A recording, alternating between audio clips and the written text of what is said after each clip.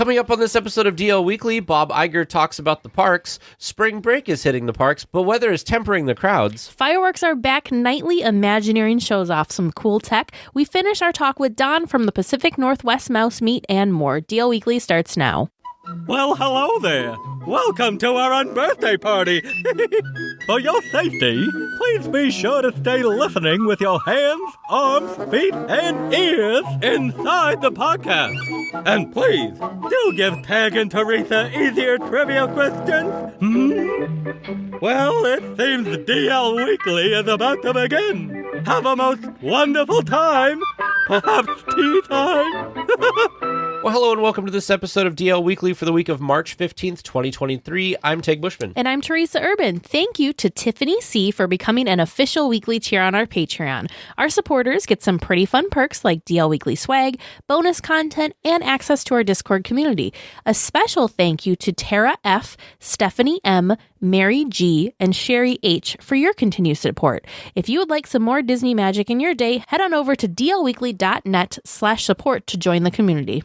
Well, we just wanted to let everybody know that this Sunday is our public live stream on our YouTube channel. So if you go to youtube.com/DLWeekly, there will be our live stream. Teresa will be gone. I will be absent from this live stream. Because she is going on her cruise. I am. I'll be on my Disney cruise this weekend. If it had decent internet, that is a day at sea for us.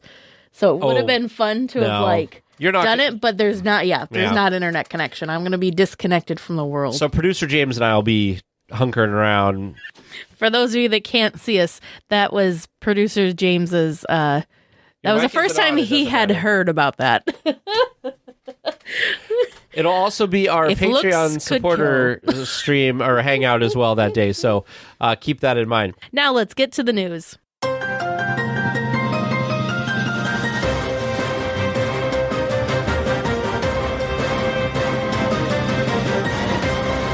Bob Iger talked about the company and the parks during a question and answer session at the Morgan Stanley Technology, Media, and Telecom Conference this past week. He emphasized that reducing crowds in the parks was important to improving the guest experience.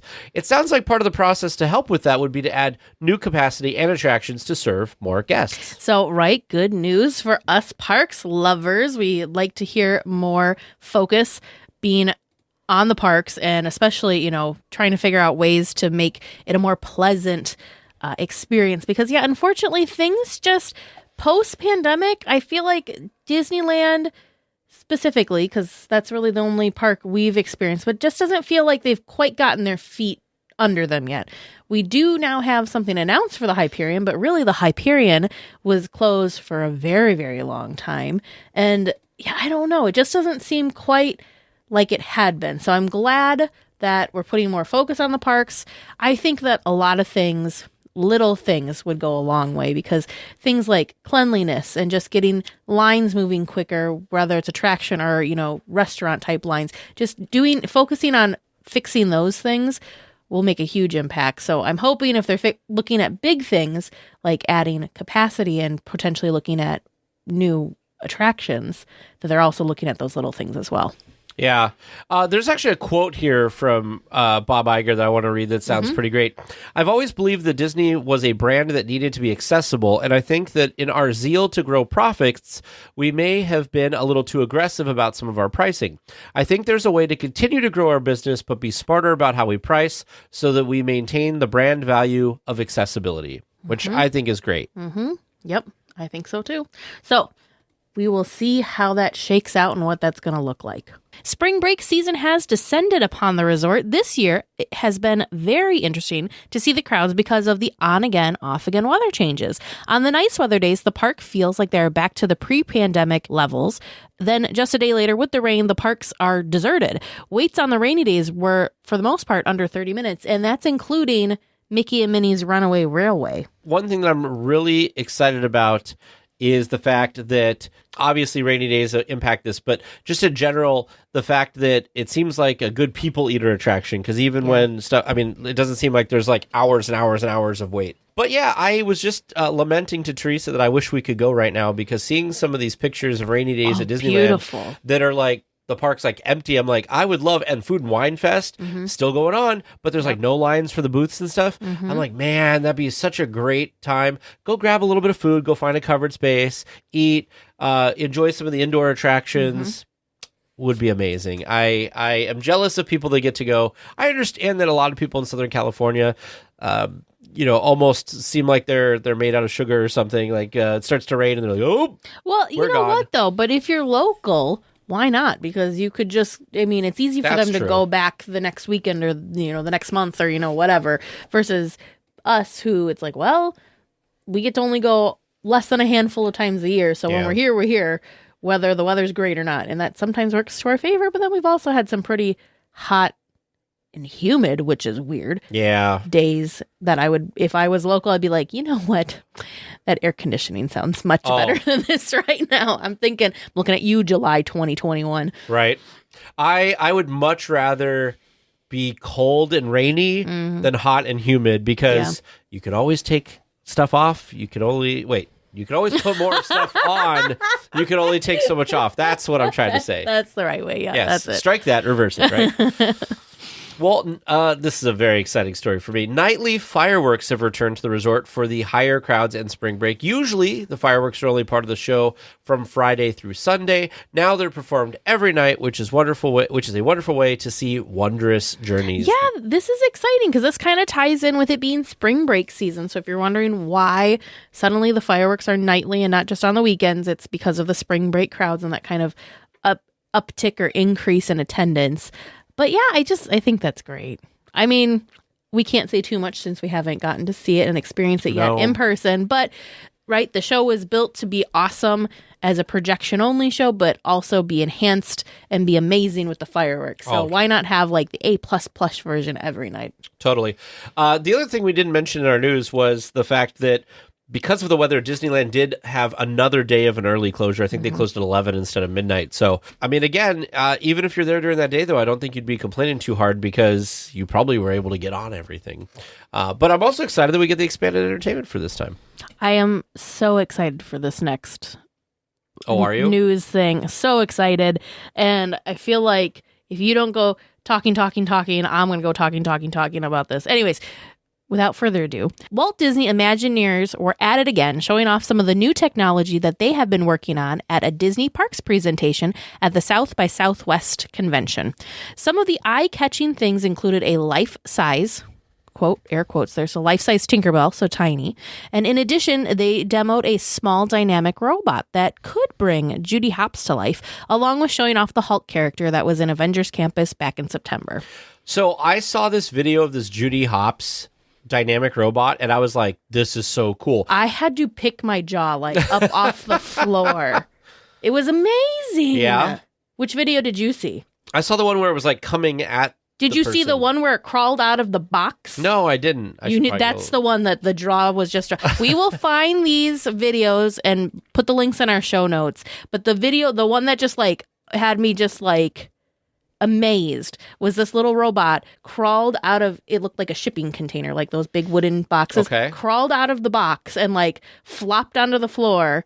And then they were she did a somersault at one point and it was amazing. So lifelike. The people that worked on this robot also worked on the Spider-Man Stuntronic. Well, yeah. Definitely. The other thing I thought was really interesting with this is if you look at the face and the arms, I know this is kind of off topic. I just got loaned a 3D printer. They're 3D printing a lot of this stuff, which is really cool. Remember, we were noticing that at the expo. I think it was with the Hulk arms. The Hulk arms or the exoskeleton. I can't remember what the actual term is. It's not Hulk arms, but yeah. So she already crawled out of the box. That's how they presented her. Yeah, but the fact that there's not a huge set of batteries or anything with it. It's not cabled.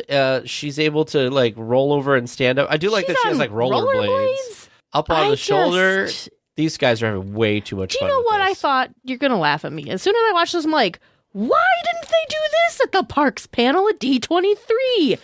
Because we've asked that question with everything that's come out since then. They're just amazing. As time goes on here, we're going to have some really, really cool stuff. So just to be clear, we're calling this the Judy Hopps robot solely because it very much resembles and looks like Judy Hopps. Looks like rabbit ears. The face looks like Judy. However, Disney has not specifically said that, yes, this is indeed, in fact, Judy Hopps, but that's what we're calling her for now. Because if I was a betting person, I would bet money. Amazing. But the Tinkerbell thing's really cool too, because it's a live actress that somehow through the magic of Disney, they make it look like she's shrunk down and is Tinkerbell sized, and she's in her lantern, but she's able to interact and talk with guests. So this technology, you know what this technology is? This technology is what it is. This technology is the same technology that they use in Rise of the Resistance when Rey shows up as the... Because you could see here that there's like a... Yeah. But still. No, it's definitely cool. I'll have to watch this whole thing later, because that's really cool. And then the one thing that I didn't watch this part because Hulk wasn't as exciting to me, but they did announce that Hulk will be meeting and greeting in Disneyland Paris. You hear that, James? Next. We might be able to go see the Hulk in Disneyland Paris. Might be able to see the Hulk in Disneyland Paris. Because we didn't get to see him in Disneyland. He was only in Disneyland for a brief time in our Avengers campus. Maybe they'll have made some improvements, remember? Because we noticed some things that we thought could be improved. Yeah, maybe. I didn't notice any of those things in the video, but maybe. Dang. Well, the rest of Toontown opens this weekend, but another smaller part of the land has opened. Imagineer Souvenirs, which I thought that was the name of the toys. Was it the toys shop in California Adventure?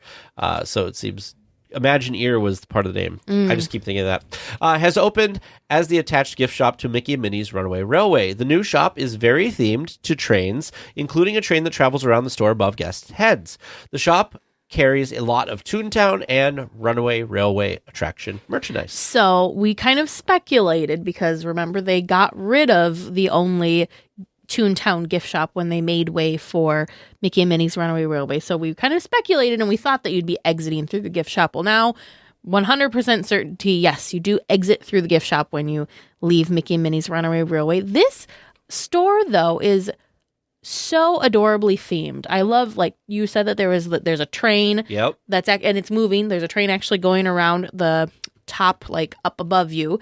But if you look on the floor, it looks like those wooden tracks that when you were a kid you clink together so you could push your little train. Tank engine kind of tracks. There was another brand that we had, not Tinker Toys, but anyways, something like that. But we didn't have the Thomas the Tank Engine one. We had whatever the other one was.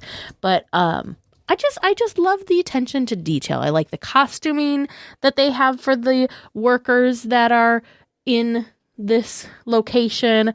Even the little like set pieces and all the little details. It's very well themed, very well done. I could see myself just hanging out in this store to look at the theming and enjoy the theming. Yeah, they did a really great job. Really enjoy what this kind of looks like. It looks like, I don't know, I just kind of like all of it. It's very fun and playful. The lighting is really great. I will say I saw something posted online, and I just don't understand what's going on. So, when Mickey and Minnie's Runaway Railway opened, there was a couple news stories of like things in the queue getting like damaged by guests. Well, there was already like some stuff getting peeled off the walls in this one. I'm like, what is wrong with people? Yeah, it's one of those things that I wonder, did these things always happen and people are just now choosing to, like, is this just things we're reporting on now but have always been happening, or is this something new and people haven't been? I feel like this is going to sound bad, but I feel like things like this have been happening and just maybe don't always get reported on. Remember the sporks? Moment of silence for the sporks in Galaxy's Edge. People stealing the sporks. We had these really cool sporks in Galaxy's Edge at Docking Bay 7. However, they grew legs, and now we no longer have sporks in Galaxy's Edge. So it just makes me sad that things like this. I mean, it's open to the public. You've got tons and tons and tons and tons and tons of people going through. So something is bound to happen, but it still just makes me sad. It is sad. I don't know. I just feel like there's a rash of this stuff. And it's like, people, be nice to the new land. Just enjoy the space. Well, St. Patrick's Day is this Friday, and of course, Disneyland has some treats to help celebrate. Guests can pick up some shamrock-shaped Rice Krispie treats, green stuff at the Red Rose Tavern, a cupcake and a donut at the Craftsman Grill over at the Grand Californian Hotel, and a cocktail at the Hearthstone Lounge through March 19th. Downtown Disney also has an assortment of options for the holiday. So, any type of excuse for Disneyland to put out yummy treats and variety of things, they're going to do that now. Stuff like the green stuff, which is the gray stuff in green. But if I were there, that's at the top of my list. Like if I was going to be at the green stuff. Yep, if I was going to be at the parks this weekend, that would be the St. Patty's Day treat that I would want to try. The green stuff, if you're wondering why it's any different than the gray stuff, is mint white chocolate mousse, chocolate cake, mint chocolate chips, and chocolate cookie crumbs on a shortbread cookie. Doesn't that sound yummy? I guess. Your qualm with the gray stuff currently I just want the gray stuff. The raspberry that's in the middle. I just want the gray stuff. I don't want all the accoutrements. I just need the gray stuff. But it's okay if it's on a cookie, because then you're not looking off the plate. That's fine. Yeah, so this donut looks cute. The Mickey they're very cute. Yes. Donut thing looks cute. The cupcake looks cute. There's some macarons and some ice cream and stuff. A churro. What is this churro? California churro is a shamrock churro rolled in cookies and cream crumbs, drizzled with green mint icing and sprinkled with gold and green edible glitter. Well, that last term just turned it off to me because I hate glitter. I'm like super allergic to glitter. Salt and Straw has pots of golden rainbows, which is hand-sorted rainbow marshmallows tossed into cereal milk ice cream. Ooh. So it's like Lucky Charms, but more sugar. Well, there you go. Because that's frozen. what you need is more sugar. Oh, yes. Sunday, April 9th is Easter, and that can mean only one thing. Handmade chocolate fudge Easter eggs are back. Every Monday, Wednesday, and Saturday until Easter, guests can pick up an egg for $12.99 at the Candy Palace. If you don't want that much sugar, you can just watch the cast members make them in the window of the Candy Palace. No word on the flavors for this year just yet, but it sounds like there's going to be a rotation of flavors. Yeah, so the interesting thing with the Easter eggs in comparison to like the candy canes is the Easter eggs, they don't really release a schedule, and it's different flavors. It's not so like the candy canes are the candy canes are the candy canes. It's not like, well, today it's chocolate candy cane. You know what I mean? It's the same. Yeah. Whereas there's been like a strawberry like fruit type one for sure. The peanut butter one is the peanut butter one looks good. The most popular one and the one that people talk about. But there's other like fudgy fillings that they've got too. So they look good. They're not the most beautiful thing. They're not very smooth and like picture perfect, but they look delicious. I feel like they do that on purpose, though. I don't know. I'm sure they do. Yeah, I'm sure. I would love to try one of these for the sake of trying something, but I don't. It's a lot. They're big. You share one. I think they're a good value. Mm-hmm. Yeah, I would say so. Well, Minnie has once again returned to welcome guests to Disneyland. The Mickey Floral has been replaced by the Minnie Floral for International Women's Day, which was on March 8th. We expect Minnie to stay in place for at least a few weeks, I would guess through the end of the month. Yeah, if not longer. Because isn't March also like women's something month? Yeah, it is. I'm glad that this came back. I'm glad that this will probably, it sounds like it's going to start being a tradition to change out the floral. This is the second year that they've done that, and I think it's really great. I think it's so cute too. And really, Minnie's bow is such a great pop of spring colors as well. It's perfect. Yeah, I think so. Well, we talk about synergy between Disney brands that used to happen a lot in the parks, and there is some that have come back recently. Now through April 30th at Disneyland and Walt Disney World, a special Hulu-inspired Coca-Cola Freestyle flavor will be available. The new flavor is called Hulu Fanta Surprise. It helps to celebrate the 15th anniversary of the streaming service. I'm intrigued. Yes, me too. And I was going to say, I feel like a crazy person because I would try this. I 100% would try this. So according to the description, it's a green drink that combines sweet lime and ginger. That's interesting. Yum. I would definitely try this. Yeah. Yeah, I think it looks interesting. I do like Fanta. Mm-hmm. I like orange Fanta specifically, but I think it'd be kind of interesting. It's going to be at the freestyle machines only, so you can get that at like Pim Test Kitchen. Where in Disneyland has a freestyle machine? I think does Rancho have a freestyle, or do they? No, they just have fountains. Yeah, the one at Adventures Campus, which is at the Pim Test Kitchen. There's one. It just says Disneyland Resort. That's not very helpful. I bet you that's the Disney one. Smoke Jumpers, which you were talking about. There's one at the Grand California at the Craftsman Grill, and apparently that's it. And then there's one over at the Disneyland Hotel at the Tonga Terrace, and there's one at the Disneyland somewhere at the Disneyland Hotel. And then there's one across the street over at the Pizza Press. But they won't have the Hulu drink at the Pizza Press. So I wonder where this one that just says Disneyland Resort is. Probably, it looks like it's somewhere on Main Street, perhaps. I feel like I'm missing one. Anyways, if you get to try it, we would love to hear your review because Definitely. I'm real intrigued by this one. It sounds tasty. I'm sad that like they're not bottling it. Yeah. Or they don't have it at freestyle machines so that I can try everywhere. it from home. Sure. Yep. Well, we talked about Adventureland Day last week, but our past guest, Freddie Martin, better known as Skipper Freddie, has posted a wonderful article on this year's event and what it all entails. To read all about it, check out the link in our show notes. And there's tons of photos, too. Oh, yeah. Did you see who is in the foreground of that photo? The cosplay parents, which is amazing. There's tons of photos here with Freddie's a bunch of in that people. photo. You see him? There he is back there. Yep. Yeah, so there was Freddie. And then Alex from Backside of Water. He's in one of the photos. Yes, was involved in this event as well. But yeah, super fun. But just a really, really nice article that explains, what the day entails and what some of the fun things were that everybody got to see and do and experience together. But there was like a sing-along in the tiki room, multiple trips around the Jungle Cruise, of course. The cosplay parents came dressed as members of the Society of Explorers and Adventurers. Yeah. I love the cosplay parents, by the way. They're amazing. That guy looks like Harrison Ford. Wouldn't that have been funny? He just shows up, nobody knows any better, and it's just Harrison Ford. Doesn't that look like Harrison Ford? You look spot on to Harrison Ford. He's like, well, thank get you. that a lot. Yeah. That'd be so fun. And then on a bit of a, sadder, heavier note, it is with great sorrow that we have to report that one of the legendary Disney legend Imagineers, Rolly Crump, did pass away this past week. Rolly was, I believe, 93 years old. He's one of those Imagineers that maybe if you're not a big Disney fan, you may not know who he is or haven't heard of him before, but he touched so many different things that are still part of the resort today. I cannot get that special out of my head. What was that? It was the special where Walt was walking around talking to all the Imagineers and they were designing stuff for the World's Fair. The 10th anniversary That was it, the 10th anniversary special. They did a lot of time with Rolly, and he's kind of showing off different things that he was working on at that point. But he did, just so many different things.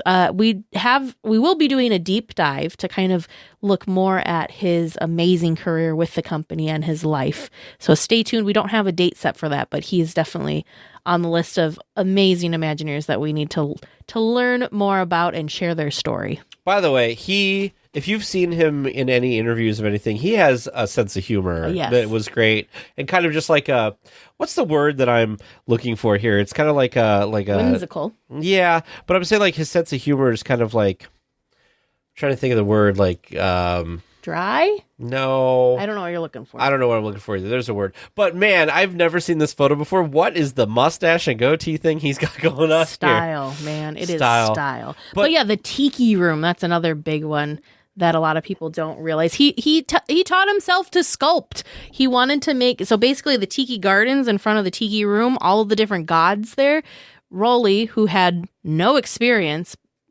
had to teach himself how to sculpt, and he created those characters. And so it's just amazing. And then he did for the World's Fair, he did the wind kind of sculpture thing that was out front, which is amazing.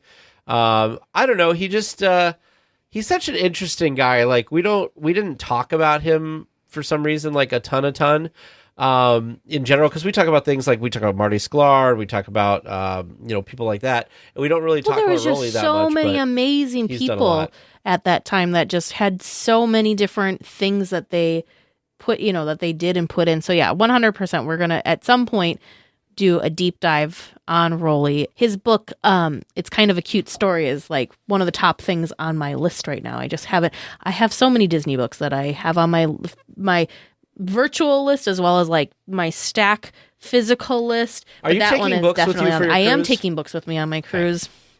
I am because there are just so many amazing books out there, and then there's just more and more and more.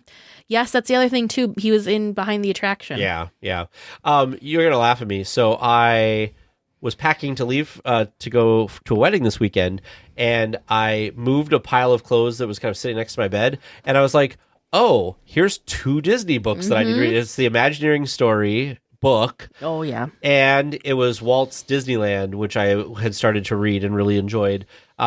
but I had put stuff on top and forgotten about it, and now I'm like, oh man, I got to get back to these books. So maybe when I am going on my Europe trip, I will take this and get lots of reading done on the plane or something, because it needs to be done. One of these days, I want to just spend a lot of time on Main Street and really like take in all of the different windows and like really pay attention to all of the fun and history and amazing names that are on display and kind of memorialized. You know what we need to do? You're going to tell me we probably already did this way back in the podcast history, because I think we did. But I'd really like to go land by land again and talk about things, because we did that forever ago before Galaxy's Edge and stuff. We did. So I think it'd be really cool to talk about some things on Main Street, like if we did a Main Street episode, like the windows, because we can get a list and all of that. So that could be really cool. Because we did that like way back. That was a long. That was first 50 episodes kind of thing. Yeah. Well, if you guys want us to do that, let us know. Feedback at DLWeekly.net. Your attention, please. DL Weekly Trivia is now leaving for a grand circle tour of the Magic Kingdom, with stops at New Orleans Square, Mickey's Toontown, and Tomorrowland. All weekly tiers for... Hello and welcome to Trivia Land. You made it. Hi, how are you? Depends on the questions. After last week, I figured you needed a little bit of reprieve. Maybe. So that and so much more. Yeah, so maybe I think I'm going a little easier on you. But only time will tell, right? I guess we'll find out. Yeah, so my... Disneyland opened July 17, 1955. Bing, point. Okay, next. Ooh, so close. Walt Disney was the one who created it. Bing, point, next. Oh, boy. Actually, Jingles was the second answer I was looking for. Oh! Jingles created Disneyland. We all know the truth. Stunning turn of events. Walt Disney got the idea from Jingles. The ultimate trivia question. All right. Lord. Let's get on to the real questions. Question number 1. What replaced Adventures Through Inner Space? Ooh. And you can have some bonus bragging rights if you can tell me what attraction that Adventures Through Inner Space replaced. Oh, boy. Oh, it was... No. So Star Tours is the answer Star you're looking Tours. for. I'm trying to think what Adventures Through Inner Space... it was a walk through something. It wasn't Mission to Mars Nope, that or was in the Mission to back. the Moon. That was where the Pizza Planet is. It's It was not the Wasn't Monsanto it- House of the Future. no, but it was Monsanto. Wasn't it Monsanto or something? I thought it was too, but I don't remember what it was called. It was the Monsanto Hall of Science or something like that. Ooh, that might be right. Yeah, it was something It was like a walkthrough thing. Yeah. I remember that. Yeah. Walkthrough and more educational. It was not the Bathroom of the Future. It was Monsanto's Hall of, I think, Science. Bathroom of the Future. What a missed opportunity. Well, the House of the Future had a bathroom. Of the Oh, future in of it. course. But I'm just saying, standalone attraction. Missed opportunity. We'll do Lord. Hall of Science, yeah. Hall of Science. Okay. All right, moving on. Our second question. Where in Star Tours the adventures continue, can guests see a nod to Adventures Through Inner Space? Oh, the Adventures Oh, continue. in That's the a harder queue. one. Is it? Yeah, because Rex is in the queue. Is Rex part of that? I thought Rex was also repurposed from the what was the thing? Rex was created to Rex was the pilot for the original Star Tours, and then they replaced Rex with C-3PO. Okay. To be clear, I'm looking for a nod to Adventures Through Inner Space, not the original yeah. Star Tours. Yeah. Because I was going to say, because I was thinking about the robot that's in the queue that is right when you go to get your glasses, and he was the body of one of the bird things. Yeah, from that was America Sings. America Sings. Thank you. That's what I was trying to think of. Yep. So So we've got two nods to attractions that are not See, the correct now- attraction. now- So many great nods. James, I thought that in the original Star Tours there was a nod to Adventures to Inner Space, because in the space thing, wasn't there like a snowflake that went along with, because you basically went into a snowflake in the thing? I thought there was a snowflake floating off in the distance. Maybe. I'd have But that's to not what look you're looking further for. into that. No, I'm looking for In the Adventures Star Tours, Continue. The Adventures Continue. I don't know. I don't know either. It's a tough one. I'm sure it's not the song. I thought he was going easy on us this week, Teresa. I had to give you at least one tough one.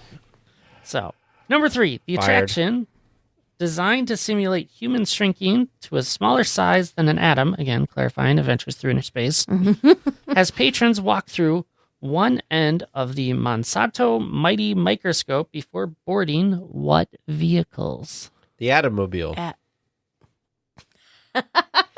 Good job, Tag. Atommobile.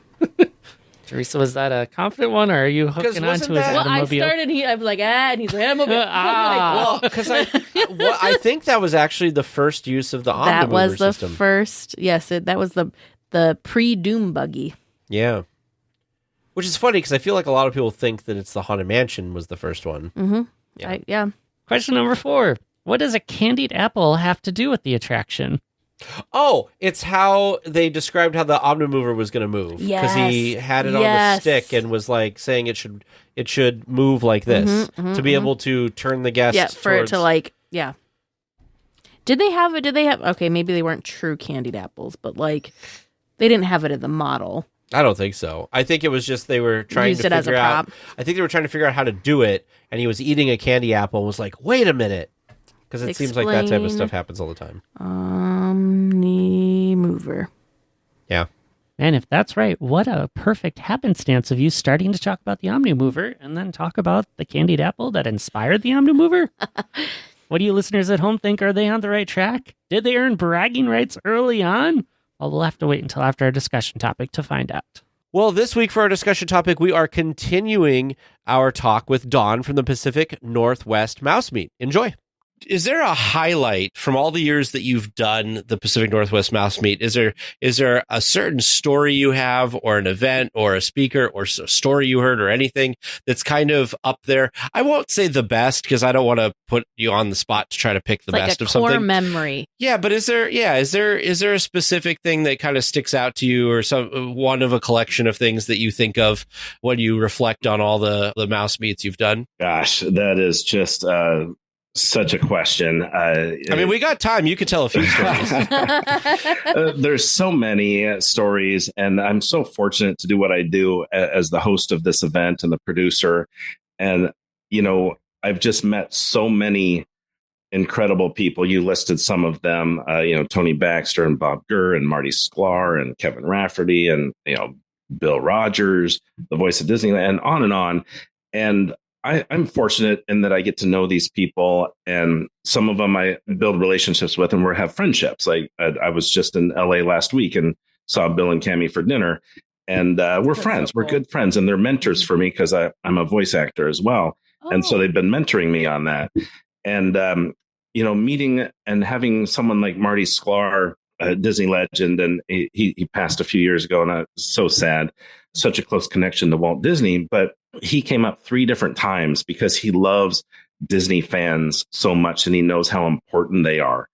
And he was so instrumental in so many things within Disney. And I mean, he wrote speeches for Walt Disney, right? Yeah. He was head of Imagineering for 35 years, etc. And this guy spent time with me, and he would call me the night before a mouse meet and just say, "Hey, break a leg tomorrow. Have a great day." And I'm like, oh my gosh, I can't even believe this. And, these people are in my house, and in Marty's book, he wrote a page on the Pacific Northwest Mouse Meet and the salmon I make every year for my, it's a special recipe salmon, Pacific Northwest salmon, for all my guest speakers. And he wrote about it in his book. I mean, and just the memories that I get to share with these people, I could tell you 100 different stories. But one of the best things is my team.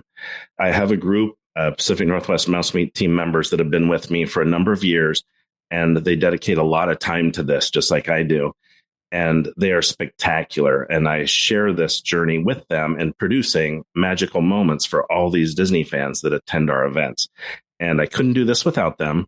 And each one of them is extremely special and a very, very close friend of mine, because in part because we're friends, but in part because of what we do together to create this magic for so many people each year. And so these people mean the world to me, and the experiences I have with these guest speakers and things means the world to me as well. And it's just overall, just being the producer and the host is just incredible to be able to do this. just every little minute experience I get to do with it is special. I don't know if that answers your question very well, because I didn't really go into detail on anything, but That's overall, okay. it's just No, incredible. it does. It just sounds like you have just a plethora of kind of like pinch me moments and kind of like, wow, Absolutely. this is happening. This is real. I'm here. I'm Yeah. doing this, and I get to experience this and share this with all of these other Disney fans and bring them, bring magic to them instead of usually we have to go to the magic. So that's really incredible. Kind of along that lines, probably it may be another difficult question, but can you share with us if you could have anybody come and be a guest for the Mouse Meet? We'll say they could be living or they could already be passed. Who would you want to Walt come Disney. to the Mouse Meet? Oh, 100%. Yeah. Okay. Teresa, I already other know than the Walt. answer. As soon as I said living or not. Yeah, as soon as you said not. Could then I you knew. imagine? Yeah, that would, yeah. Really every year it's different because right before COVID, 2019, I had Joe Rohde, and I wanted to get him for years. And it was very difficult. Disney wouldn't let me talk to him. And then, through some recommendations from others, some phone calls, it ended up happening. And so like Joe Rohde is like the pinnacle, right? Marty Sklar was a pinnacle before that, and on and on. And so every year it's a little different. So it's a hard question to answer because it changes too, right? Sure. So we're just honored to be able to bring anyone up each year, because they're always, one thing I've found is these folks that work at Disney in animation or Imagineering or being the voice of, say, Mickey Mouse, it's such an honor to them. And it is so important to them to be respectful to the character or to the park or the ride or attraction or the film. And the stories that come out of what they have to say, each and every one of them has been spectacular. Ron Clements was here and he told some stories about when he made Aladdin and working with Robin Williams. And, Robin Williams is gone, but they showed some video clips and the whole audience was in tears because of the stories and the emotion, the connection. And last year, Brett Iwan, the voice of Mickey Mouse currently, he told some personal stories that got people emotional and motivated. So I have great confidence that anyone that works for Disney that I bring up will have tremendous stories and share something and give a piece of something, emotion to our guests attending that they'll take away and remember for a long time. That's amazing. I totally think that one of the coolest things about the Disney community and people that are Imagineers or animators or whatever, I totally agree that there's such a level of gratitude. One of the things that Teresa and I, the first, not a Pacific Northwest event, another event that was in Anaheim. What? I will be nice and everybody who listens to the podcast will know what I'm talking about, but I'll be nice and not talk about them directly. Fine. But Terry Hardin was there, and Teresa and I were taken aback by, she was there, she was getting an award, and she, after she spoke and we all sat down to have dinner, she did not eat dinner. She let her food sit and get cold while she went to every table and thanked every single person who came. And Teresa and I think we're both just so surprised that somebody who we hold in such high esteem is not acting like some people that, are in high esteem to some people, that they are better. But she understood that it was such an honor to have these fans here. And it meant so much to her that we came to see her get this award, even though for us, it was like, this is amazing. This is an Imagineer that we're meeting. And so I think you're totally right, because it sounds to me like that's how most of these folks are, is they love the fan community. And the fact that you can bring that, to more people, especially that are not in the Anaheim area, I think is really amazing. And it's good to hear from other events that they are like this as well. Yeah, I know the event you're talking about, and they're great. They put on a lot of great stuff, and that's one of the ones I used to go down to try and travel to see speakers. And Terry Hardin is fantastic, and I spent some time with her. I was at an auction and I bid on and won a sculpture that she did of the undead parrot in Pirates of the Caribbean. Yeah, and part of winning that was to spend a few hours with her in Disneyland. And we went on Pirates of the Caribbean together, and she explained some things she did in there, and some walkways that she walked on, and the detail behind some of the scenes. And to hear it from an Imagineer's perspective was pretty cool. She's a really amazing person, very creative, really impressive. Okay, you just put a new bucket list item on my bucket list that'll probably never happen. Riding an attraction with an Imagineer. Yeah. That's a new level. Could you imagine riding like Indiana Jones with Tony Baxter? Oh my goodness. Thunder Mountain with Tony. Like, how cool. It doesn't even have to be their attraction. I just think riding any, because they're, you know what I mean? I was like, gonna say Kevin Rafferty, you could ride, well, you could do anything in Cars. I just walk around Cars Land with Kevin Rafferty. That's amazing. Mm-hmm. That's amazing. Fun. Yeah. Terry Hardin, we've had her on the show, and we've gone to a couple. So we met her at that event, and then she was on the show after. And then we've gone to a couple kind of meetup things that she's put on when we happen to be in the area since. And yeah, she's so down to earth. It was a really great first Imagineer in-person experience, because she was there with Bob Gurr, and Bob Gurr is like royalty, right? If I could have just an ounce of his energy, I would be happy. Hey, if I'm that healthy and that energetic at his age, gosh, I will think I'll be so appreciative. And sharp. He is still just, it's wild. Yeah. It's wild. Well, the funny story, real quick, is when we first saw him, he was in this mobility scooter, and I turned to Teresa and I'm like, is Bob, like, I thought Bob Gurr was really spry and like could wander around. No, he's just trying to develop a new scooter for this company. So he's trying to like, trying to see what it's like to be in a scooter to get. And I was like, wow. So the beginning of his talk at that event was talking about what he was doing with this scooter. And it wasn't even Disney directly related. And we were so captivated by his process. Yeah. So funny. Bob is genius. He developed a roller coaster in the Matterhorn. He had to learn how to do that, all the technical and mathematical stuff. And he did that on the fly. Walt asked him to do that, and he figured it out. Absolutely amazing. But I took him to up here. Boeing has a big airplane plant here, right? And so I took him over to the Boeing tour, and we got a private VIP tour, and they took us around in a golf cart. And then they took us over to where the brand new 787s were sitting. There's a line of them. And some engineers met us there.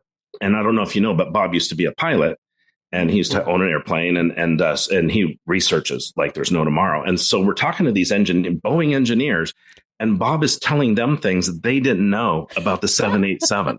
Wow. It's incredible. And they're like, whoa, wait, who is this guy? Like, so I mean, his knowledge and his memory is just so incredible, whether it's Disney or anything else. Boeing planes, of all things, race cars. He's all about cars. So pretty cool. And that's the sad thing, too, because he shared with us the story of that one of the reasons he wasn't working with Disney as much is he didn't have a degree or something, or he wasn't an engineer, so he couldn't sign off on things, even though he knew it better. And so it's kind of sad. I mean, I understand why those rules or stuff exist, but at the same time, it's kind of sad when you have somebody who literally can tell Boeing engineers about their planes. Agreed. Yeah, absolutely. Super cool. So when is I know because I went and visited the website, but for those fans listening that are now super interested and want to learn more about your event, when is the next event, and where can they find out more for it? Thank you for asking. I appreciate that. This year's event is going to take place the weekend of July 29 this summer. And this is really good timing that we're talking, because ticket pre-sales go on sale this coming week.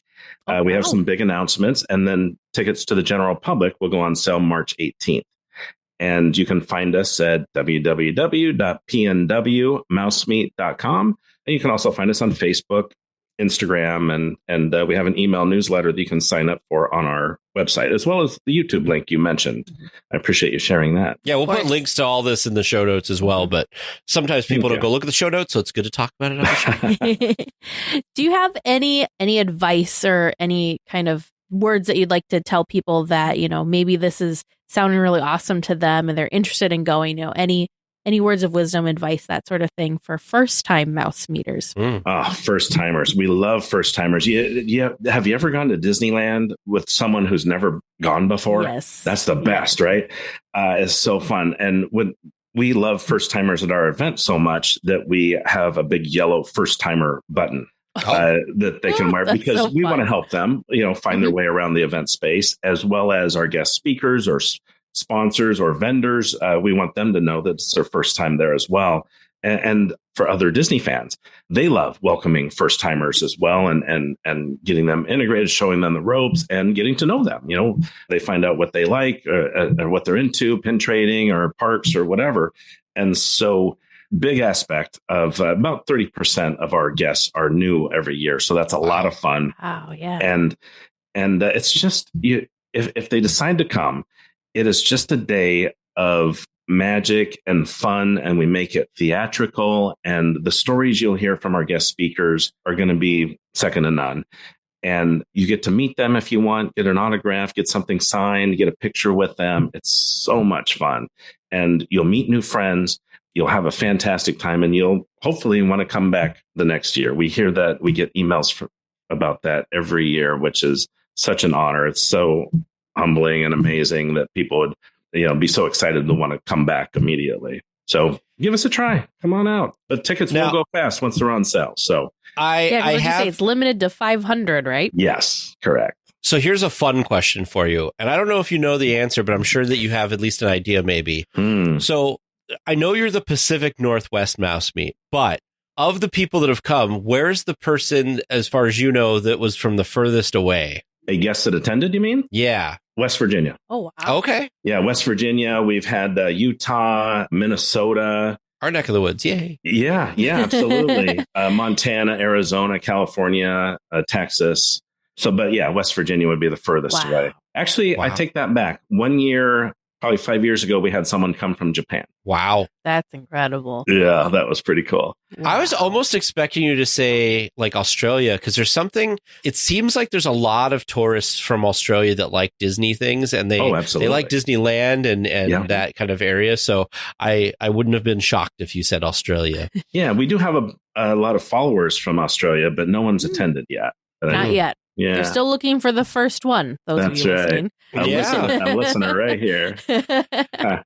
Can you say again what dates are the pre-sales and the tickets and all that stuff again? I cannot repeat that.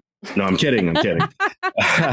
You need to rewind and re-listen. I know. The event takes place the weekend of July 29th this summer, and then pre-sales happening later this week. And what pre-sale is for people who attended previous years. They'll get an email link to tickets first, and then it'll go to social media and our email newsletter. People who follow us there, that'll be another pre-sale wave. And then general public tickets will go on sale March 18th. I just want to make sure that we get this posted in our show before the 18th. Oh, right. Because I want to make sure that people have an opportunity, if they hear it, that they don't hear about it and then go to buy it and it's all sold out. Got it. So I kind of want to backtrack with the question, Don. I know, an event like this, you can't even probably count the number of hours and stuff, but can you kind of give us a little sneak peek or a little taste behind the scenes as to what it is to put on an event of this size? Yes, of course, there's the fun things like getting to contact folks like Bob Gurr and ask them to be a part of the event, but what else kind of goes into creating this? 43,822 hours a month. Not that you've counted.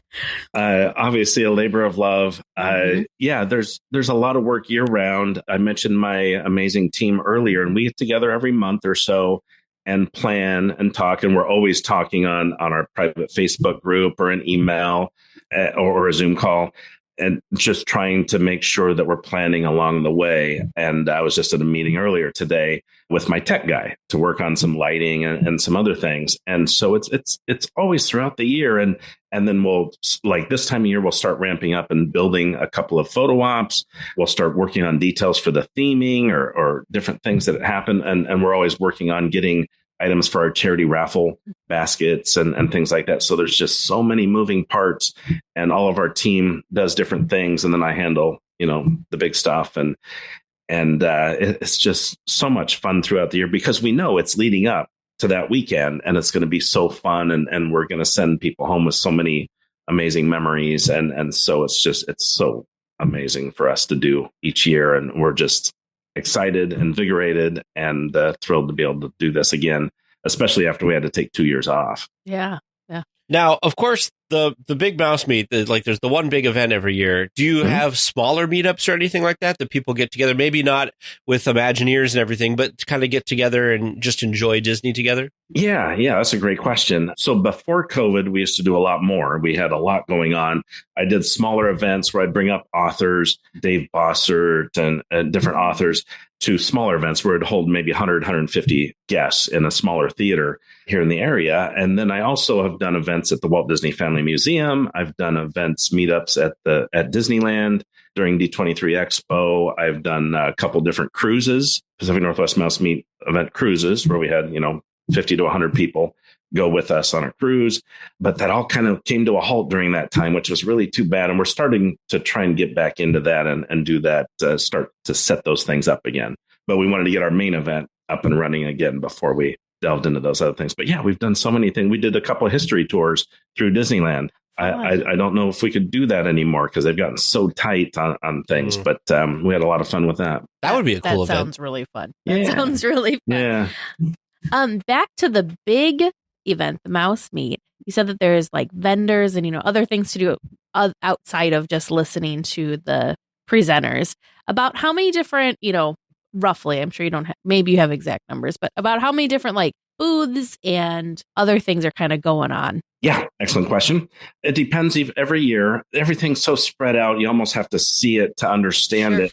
But there's probably 30 or 40 different booths off the top of my head of vendors, and they make things. They have very old things that they are reselling, paper goods, posters, collectibles. And it's just a variety of things, artists painting things and authors there with their books. And it's just such a variety of things and things to do. We have offered in the past to paint a cell, an animation cell. And we offer up the cell with an outline, and you get to paint it and take it home, and pin trading and lots of things. So there's just such a variety. It's just such a full day of things to do, activities, plus the guest speakers throughout the day. You were just like selling me on this. The fact that, when I'm in Europe, you're going to go to this, aren't you? I'm going. So, come on. Teresa, the train set my goes calendar there to remind myself when the tickets go on sale so I can be right there. You go. Sounds there you amazing. Go.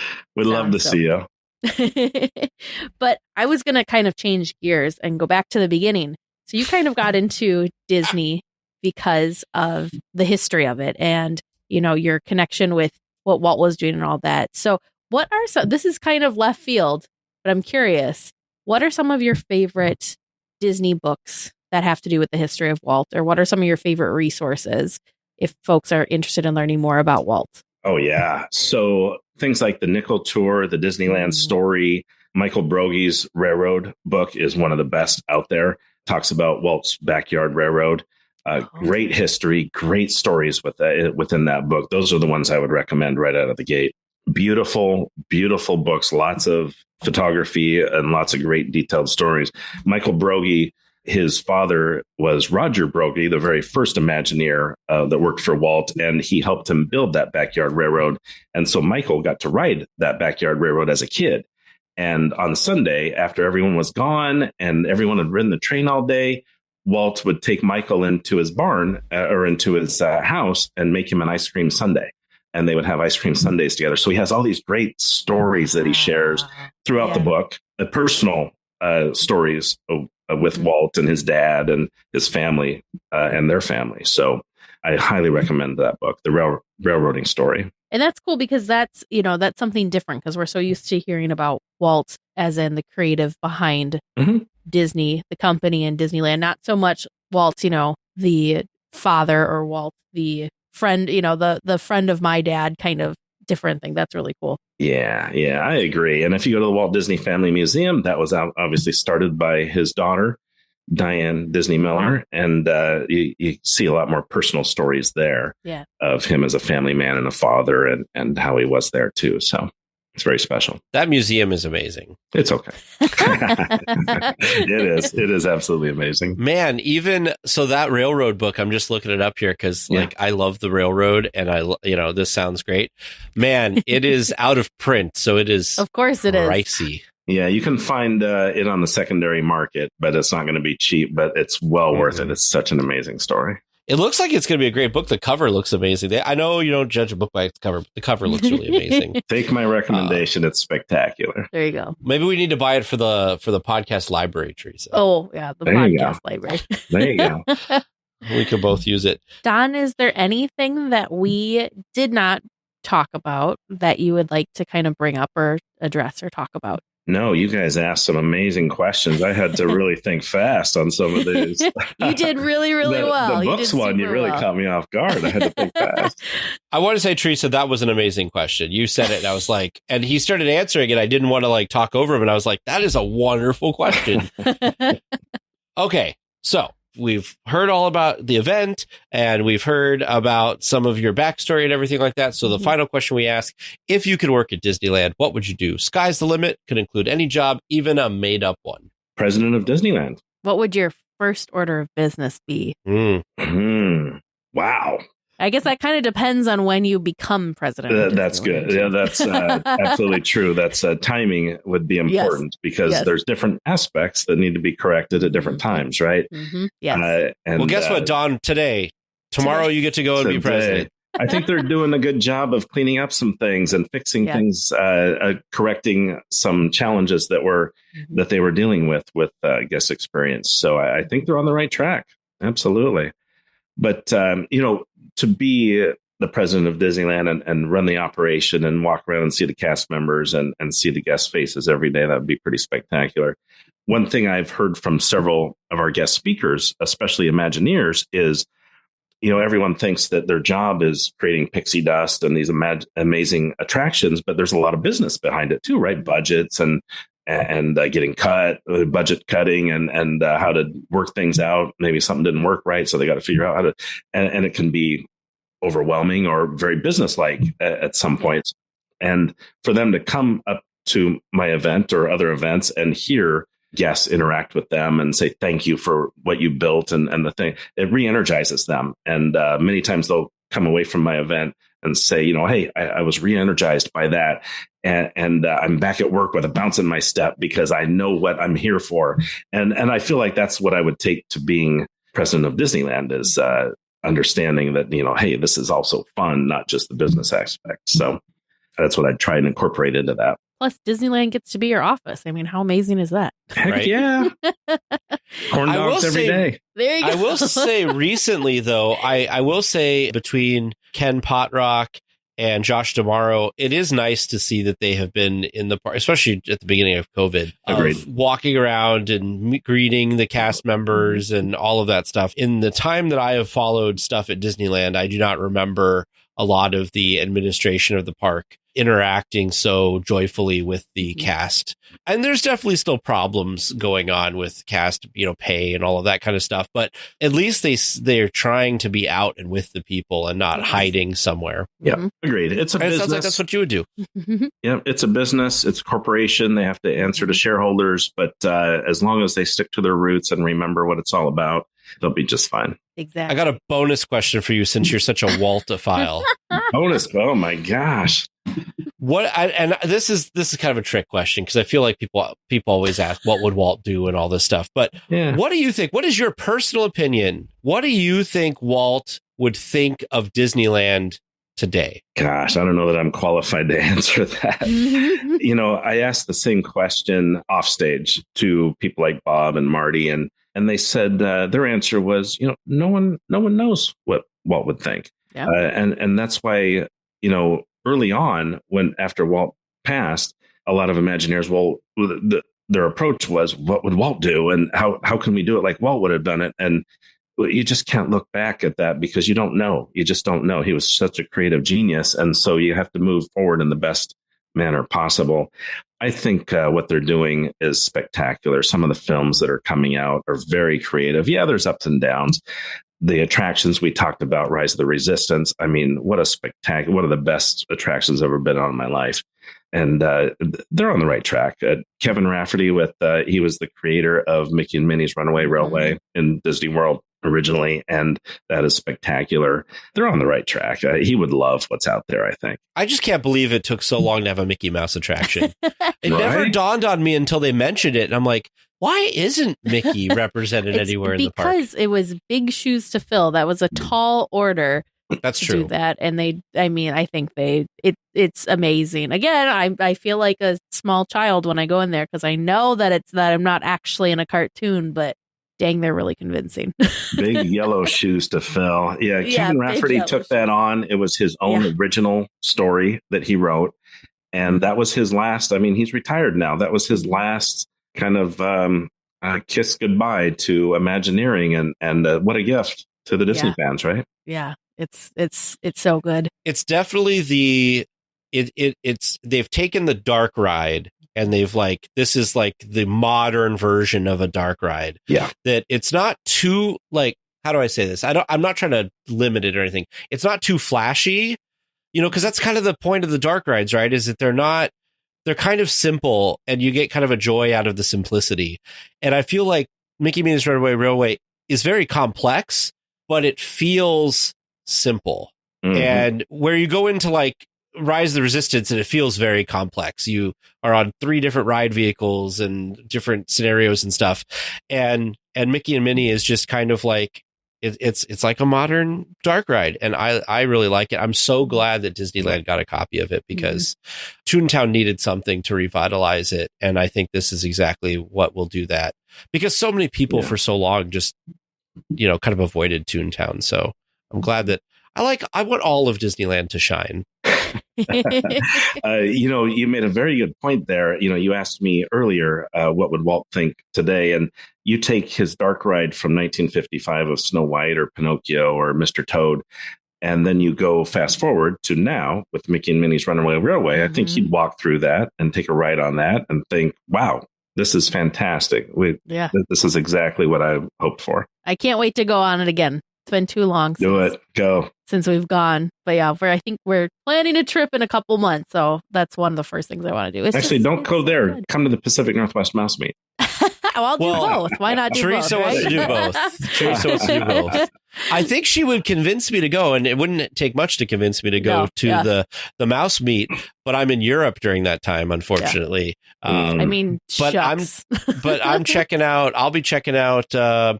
Actually, the funny thing is, it's the mouse meet's right around my birthday, so that would be like an extra special thing. But no, the beginning of July, I'll be in Disneyland Paris, which I've been to one other time, and I'm really looking forward to going there again. And they've also done, since last time I was there, they've done a lot of work to bring the standard of everything up there, and I'm really looking forward to that because when I was there in 2012, it was still partially owned by somebody else, and it wasn't 100% Disney like I was hoping it would be. But I think that they've really brought that up to another level, and I'm excited for that. So, but I can't do this mouse meet. But for next year, you do it always during the summer? Yeah, it's usually in July. See, there you go. Boom, done. Like, I don't teach in the summer, so we're good. Awesome. I love it. Well, Don, thank you so much for coming on and chatting with us today and telling us more about the Pacific Northwest Mouse Meet. We are both very excited, and I think it's just really incredible what you're doing and what you continue to do for the Disney community, specifically the Pacific Northwest Disney community. Thank you so much. It's such an honor to be on with you both. Your show is fantastic. I love it. And I really appreciate the opportunity to chat with you both for a little while. Now, just to remind our guests, where can they find you online? pnwmousemeet.com. Perfect. And of course, we'll have a link in the show notes for everyone. Tickets go on sale soon, so make sure you're there. If you want to be one of the few folks, especially to our Pacific Northwest group of people that follow us, there are quite a few. It'd be really easy and in your own backyard. If you haven't gone already, you may have already gone. Thank you. I appreciate it. Looks like we're coming in for a landing, gang. But please stay listening until trivia comes to a stop. And then you can walk to the nearest exit. Thanks for listening to the 8th wonder of the world, DLWeekly. Welcome back to Trivia Land. What a fun discussion. How are you two feeling now that we're back here? I don't know. Now that we've been unshrunk from our journey through inner space. Good one. I should have thought of that, Teresa. I'm jealous. Let's get on with it, and we can see how you two did. So our first question this week, what replaced Adventures Through Inner Space? And bonus bragging rights if you can tell me the attraction that was there before it. The correct answer is Star Tours, right on the money. And the attraction that it replaced Oh, you were so close that I'm going to give you the bragging rights. It's the Monsanto Hall of Chemistry. Oh. I didn't think science sounded quite right, but Exactly like you described it. A hands-on museum-like attraction teaching guests about chemistry. Chemistry. So you could have drawn me a picture and you would have had it just right. There So we go. that's why I say I think you've earned those bragging rights. Question number 2 was, where in Star Tours The Adventures Continue can guests see a nod to adventures through inner space? This one's tricky because it's not a physical prop. Today in Star Tours, guests can look for the mighty microscope as their star speeder exits a tunnel in the Death Star. Oh. Yeah. Interesting. Small little nod to it right there. I feel like how is anybody ever going to see that? That's the beauty of an Easter egg. Hidden in plain sight. Sure. Exactly. I mean, you got to know to look for it. Otherwise, it probably just looks like part of the Death Star. Mm-hmm. So.